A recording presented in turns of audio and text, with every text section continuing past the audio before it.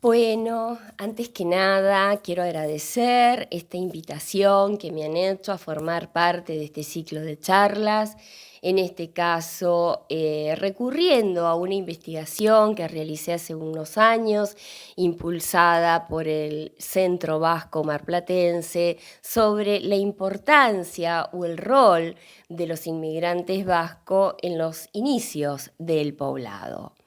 En este sentido, rescatar un poco de la memoria, o traer, mejor dicho, a la mesa la importancia que tuvo la inmigración europea en nuestro país en líneas generales en el siglo XIX y sobre todo desde el punto de vista de su impacto cuantitativo, tanto la inmigración española como la inmigración italiana. Y es en ese contexto entonces que la inmigración vasca ya procedente de España, la inmigración vasca, también conocida como vasco-francesa, porque procedían de acuerdo a la región en la cual procedían, fue muy significativa en nuestra región. Las razones económicas que impulsaron a estas grandes corrientes migratorias a llegar a nuestro país han sido muy estudiadas, pero simplemente quería rescatar no solo los factores de expulsión, podríamos decir, que son las condiciones económicas en las cuales estaba Europa en general, sino quisiera rescatar cuáles eran los atractivos a través de los cuales se generaron precisamente estas corrientes migratorias. Y tiene que ver con que en nuestra región, lo que actualmente es el partido de General Pueyrredón, pero también en otras regiones de la provincia de Buenos Aires, lo que había era la posibilidad de continuar siendo campesinos. ¿Por qué? Porque había disponibilidad de tierras y porque el acceso a la tierra era de manera diversa. Se podía ser mediero, se podía ser arrendatario, se podía tener una terciería. Si se venía con un pequeño capital, no eran lo mayor de los casos, pero también vamos a ver que hubieron vascos franceses y vascos en general estancieros, se podía acceder a la propiedad de la tierra. Además de haber una serie de políticas que se estaban generando en ese momento que tenían que ver desde otorgar el alojamiento, en algunos casos financiamiento del viaje o inclusive otorgar otros beneficios que sin duda resultaron atractivos, seguramente no dieron el resultado que se esperaba en estas políticas, o sea, en relación a los otros factores de atracción, pero también funcionaron como esa polea, ¿no?, que hizo posible este arribo masivo de inmigrantes a nuestro país. En el caso específico de los vascos que llegaron a la Argentina, procedían de los 7 territorios históricos que conforman el País Vasco, 3 ubicados al norte del Pirineo y 4 al sur de la montaña pirenaica. De allí venían básicamente en algunos casos constituidos a través de redes migratorias, impulsados por el llamado de algún familiar que ya se había radicado o amigo, que en sus cartas le comentaba precisamente cuáles eran las posibilidades laborales o económicas que acá teníamos. También podríamos pensar cuáles eran las condiciones que tenía Euskal Herria en ese momento, ¿no?, el País Vasco, al momento de la partida, que no eran muy prometedoras, ¿no?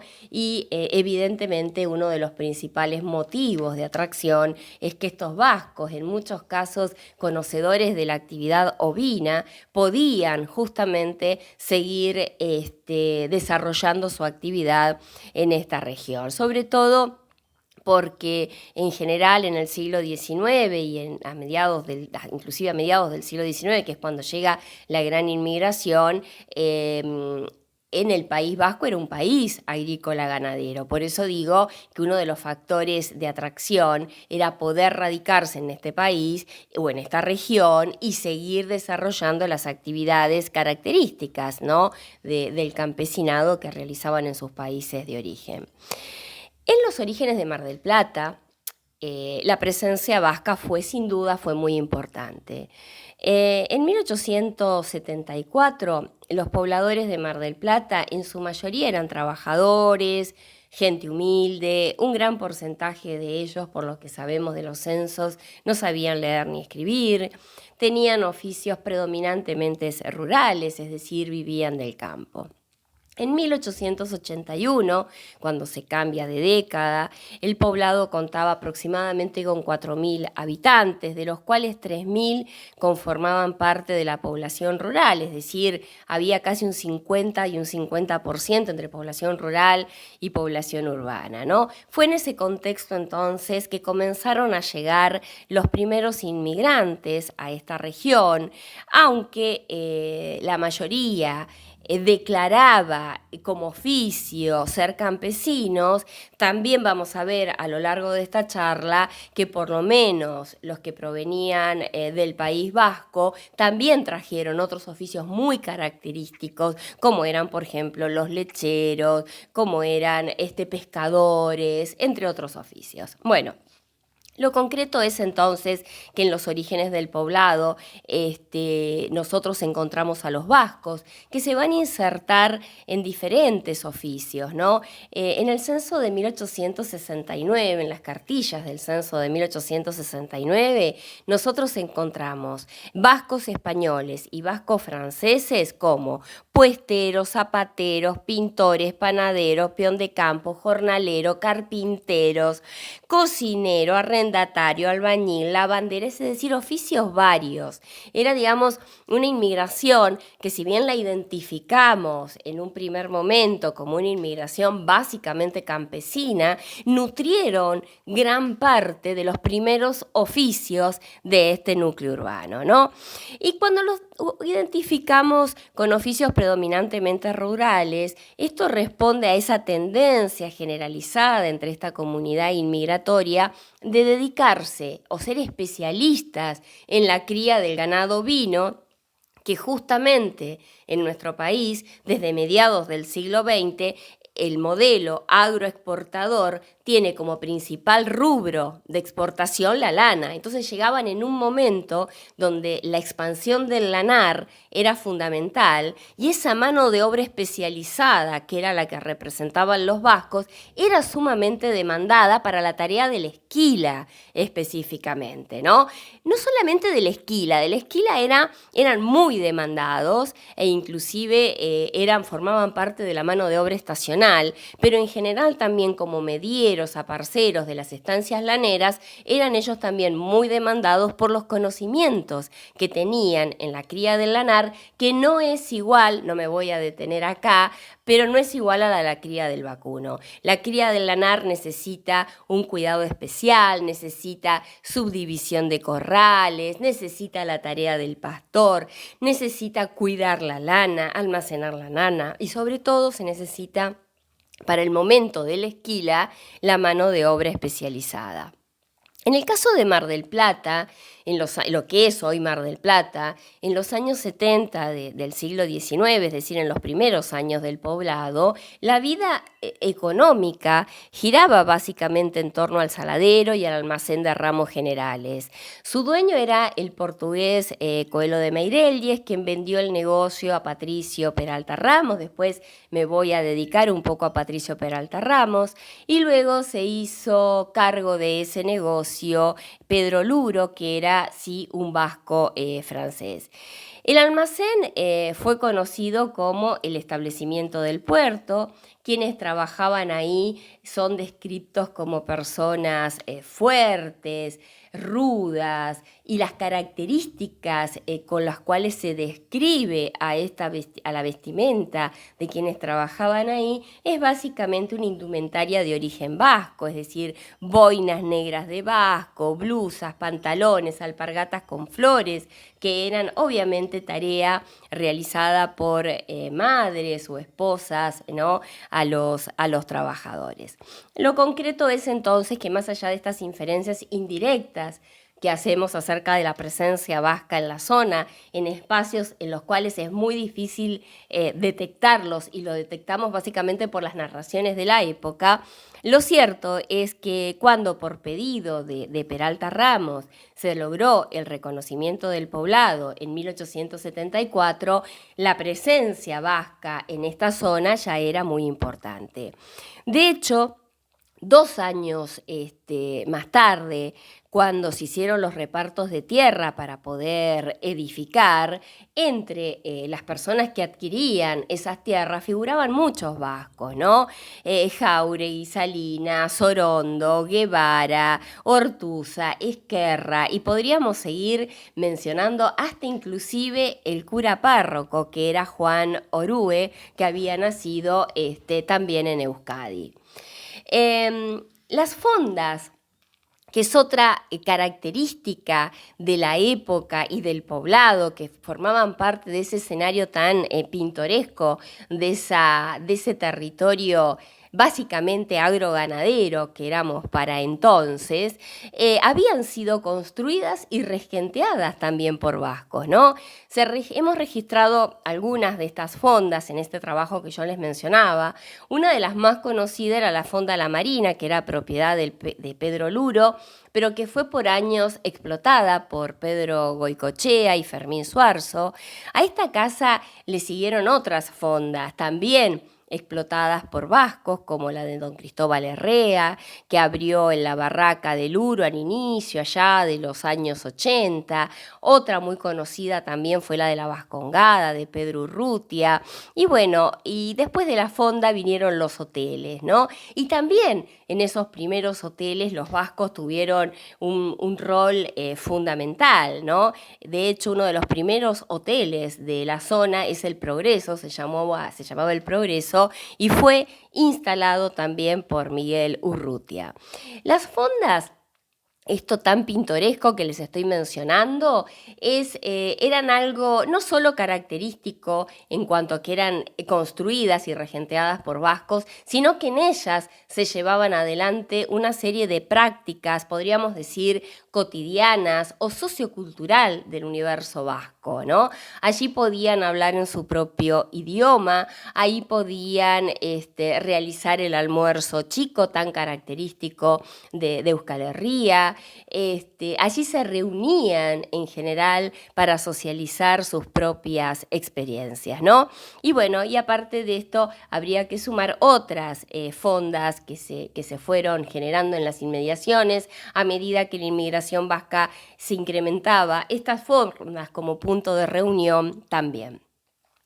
A fines ya del siglo XIX, la inmigración vasca en nuestra región formaba parte de una colectividad muy significativa. Y en este sentido es muy importante las cartillas censales del censo de 1895, porque ahí vemos que los vascos vienen e incorporan otros oficios, pero ahora ya con un carácter mucho más urbano. Está el sastre, está el panadero, bueno, aparecen nuevos pescadores, está el carrero, están las modistas, ¿no? Está el sastre también de origen vasco.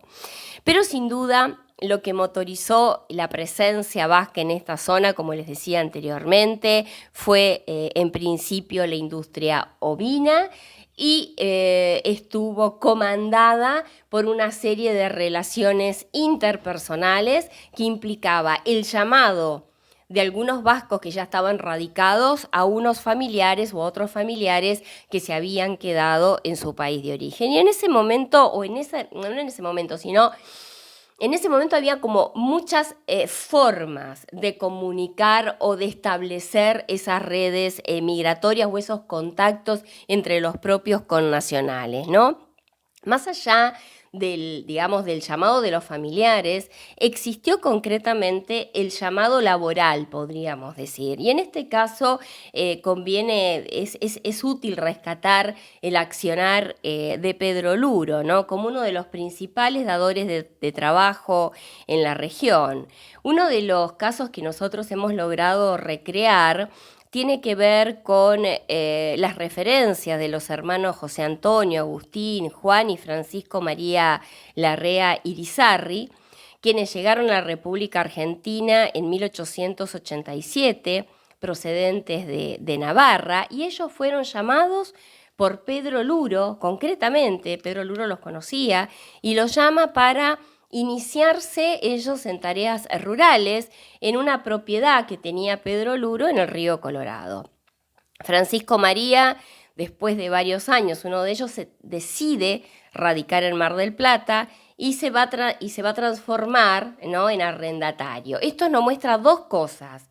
Primero, que el llamado no solamente era de un familiar a un familiar, sino en este caso habían ofertas laborales, pero en segundo lugar, lo que nos está mostrando es el ascenso social.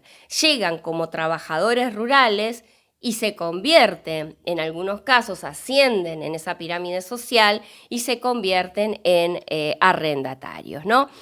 Pero bueno, Pedro Luro tenía muchas formas de dar trabajo. El llamado a otros vascos era una, pero también otra era instalarse en la escollera del puerto de Buenos Aires, esperar los barcos que sabía que traían inmigrantes vascos y ahí en la misma dársena ofrecerles trabajo.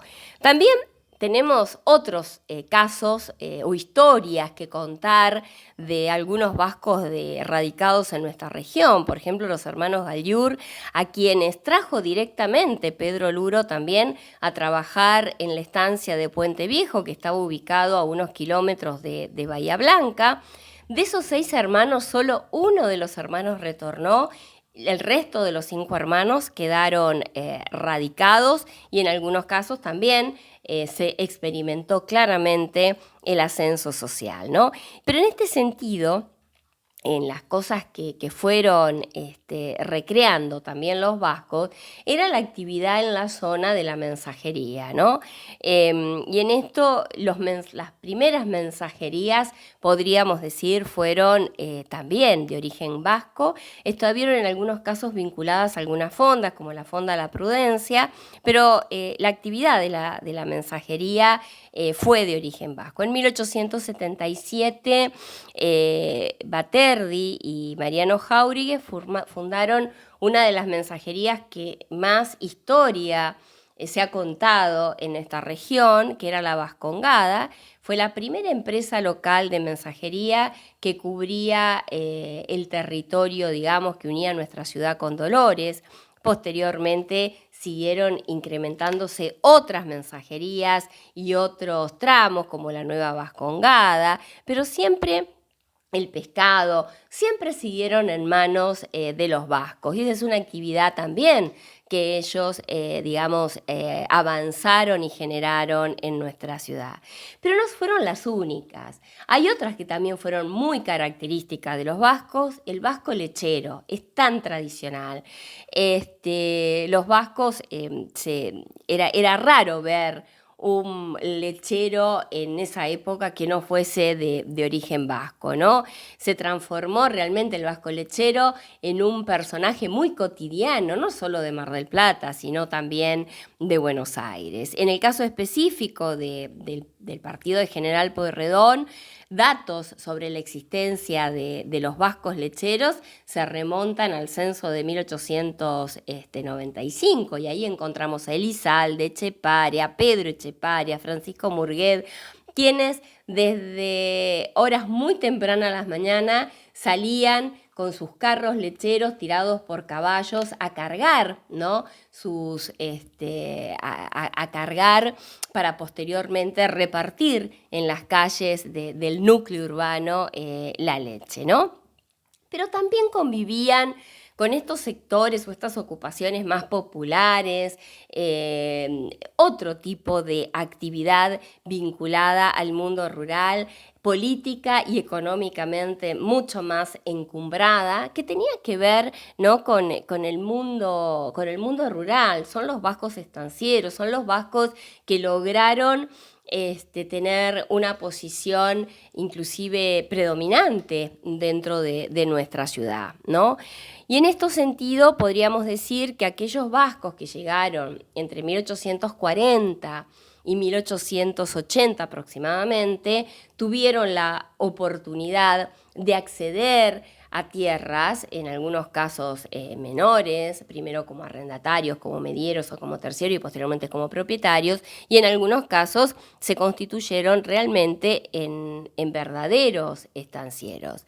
El caso de Pedro Luro podríamos mencionarlo así como emblemático, que había nacido en los Bajos Pirineos, en Francia, en 1820, en el seno de una familia muy humilde, pero decidió probar suerte, emigró a América y llegó a Buenos Aires en 1837.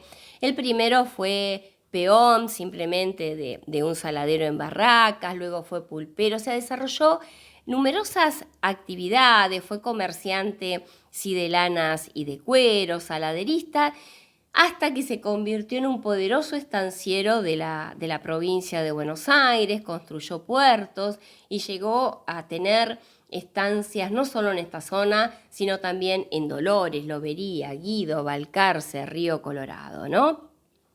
A él lo llamaban de una manera muy particular, Ogueita Maica 31 en vasco, tenía este apodo por este juego del mus, también tan característico, del cual él era obviamente un indiscutido campeón y por eso de ahí era el apodo que tenía, ¿no? Pedro Luro es uno de los vascos a los cuales les va muy bien y se convierte obviamente en una personalidad destacada, no solo por su actividad económica, sino porque nadie puede negar la importancia que tuvo Luro en el desarrollo de nuestra localidad. Pero también podríamos mencionar a Juan Pedro Camet. Juan Pedro Camet nació en los Pirineos, en Francia, en 1831, llega a Buenos Aires en 1853. Él trabaja en diversas compañías hasta que se va a trasladar, digamos, a los partidos cercanos a Balcarce y se va a dedicar a la actividad rural y posteriormente en 1873 va a apoyar a Peralta Ramos en el pedido de convertir a esta zona en un poblado. Son muchas las cosas que podríamos mencionar de Camet, pero antes que nada me gustaría detenerme en su iniciativa frente a la gobernación de Dardo Rocha para la construcción del ferrocarril, que hasta ese entonces llegaba a Maipú y luego él por su iniciativa logra que llegue a esta localidad. Y esto no fue un dato menor, porque fue precisamente la llegada del ferrocarril lo que va a provocar la transformación de este poblado rural o de actividad ganadera, básicamente, posteriormente en un Biarritz. ¿Sí? La posibilidad de establecer vías de comunicación lo va a transformar tiempo después en un Biarritz, es decir, en una localidad, en un balneario para la aristocracia. Sobre esto me voy a detener, voy a dedicarle unos minutos después y simplemente quería mencionar a otro vasco que también debe, digamos, recordarse, como es Ubiaurre, pero que es descendiente de vascos y que también va a tener una actividad fundamental en este periodo. Bueno, los vascos en los orígenes del Biarritz, los vascos en los orígenes de la Mar del Plata aristocrática, ya no en la Mar del Plata rural, sino en la Mar del Plata de verano. Como les decía, en algún momento de fines del siglo XIX, esta actividad rural comienza a declinar, sobre todo la actividad del ovino, y es en ese momento donde también se ve la posibilidad, unido a la llegada del ferrocarril en 1886, de aprovechar estas zonas marítimas y construir un Biarritz, es decir, un balneario para la aristocracia porteña, que en ese momento tenía como práctica veranear en las quintas cercanas a Buenos Aires, pero a partir de la creación de estas nuevas redes de transporte se va a incrementar la afluencia de familias porteñas que van a cambiar la quinta por las tardes de playa. Y esto va a generar todas unas nuevas actividades, mucho más urbanas, vinculadas con el turismo, como fue en 1888 la inauguración del Hotel Bristol, pero junto con esto inauguración también de actividades que tienen que ver con el núcleo urbano, que iban desde zapaterías, farmacia, y en ese sentido ahí también tuvieron una inserción importante la comunidad vasca, como fue en la farmacia tradicional, farmacia Oteiza. Pero si una característica que era propia del Biarritz era el juego. Si todo buen Biarritz tiene que tener su sala de juego. Y en este sentido el juego también era cosa de vascos. Y en 1889 Fermín Itza instaló en la playa Bristol una de las primeras casas de juego con ruleta. En 1899, los hermanos Juan y José Lasalle instalaron otra empresa de juego en la Rampla y algunas historias cuentan, sobre todo que Lasalle, que había nacido obviamente en el País Vasco, había sido invitado por Luro para trasladarse a la Argentina e iniciar esta actividad, cosa que lo hizo. De hecho, posteriormente, frente a un temporal, la Rambla de Madera va a ser destruida y van a ser los hermanos Lasalle la que la construyen. De allí entonces que se la conoció también como Rambla Lasalle, pero la actividad básicamente de estos Biarritz, de estos vascos en relación al Biarritz, fue las salas de juego. Bueno, hasta acá entonces la presencia de la inmigración vasca de fines del siglo XIX y principios del siglo XX, que como vemos es amplia, heterogénea, transita entre los sectores, entre las ocupaciones más populares hasta las ocupaciones más importantes, socioeconómicamente hablando, y también podemos dejar para otro capítulo u otra charla también la presencia política de ellos en nuestra región. Bueno, muchísimas gracias.